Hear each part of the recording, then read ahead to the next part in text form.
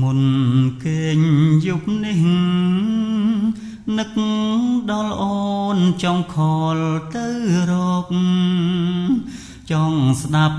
ឮសំឡេងអូនទោះនៅឆ្ងាយក៏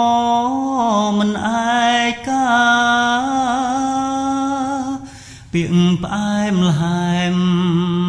ឲ្យបងរំភើបចិនដាអូនប្រាប់ថាស្រឡាញ់មានតែបងម្នាក់ក្នុង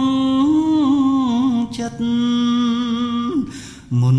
គេងសន្យាគ្រប់វាចាស្ដាប់សែនមានន័យ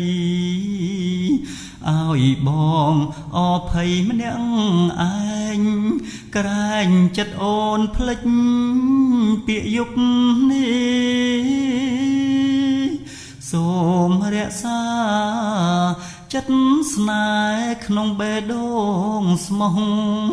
គ្រប់វេលាទាំងអស់មុននឹងគេងកុំភ្លេចសន្យា